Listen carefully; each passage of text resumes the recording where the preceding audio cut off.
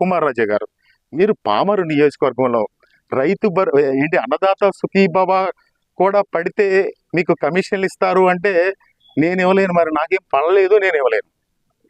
అటువంటి పరిపాలన ఈ నియోజకవర్గంలో జరుగుతూ ఉంది. ప్రతి దానిలో కూడా అవినీతి. ఈ మధ్యకాలంలో ఆదాయాలు అవి చూస్తూ ఉంటే, ఆ అవినీతి చూస్తూ ఉంటే మతిపోతా ఉంది. రోజు మాట్లాడడం నాకు కూడా ఏదో చిరాగ్గా ఉంది. కానీ నేను ఒకటే మనవి చేస్తా ఉన్నా, ఈ గౌరవ శాసనసభ్యులు గారికి, మీరు రైతుల కష్టాలు తెలుసుకోండి. చంద్రబాబు నాయుడు గారి లాగా డైవర్షన్ పాలిటిక్స్ చేయొద్దు. చంద్రబాబు నాయుడు గారు సింగపూర్ వెళ్తారు, సింగపూర్ని ఈ మోవనంతా కూడా సింగపూర్గా మార్చేస్తానని చెప్తారు. లోకేష్ గారు అమ్మఒడి కనిపెట్టారని చెప్తారు. ఇవన్నీ ఏంటంటే ఈ డైవర్షన్ పాలిటిక్స్ మానుకోండి. మీరు కూడా సమస్య మీద స్పందించండి.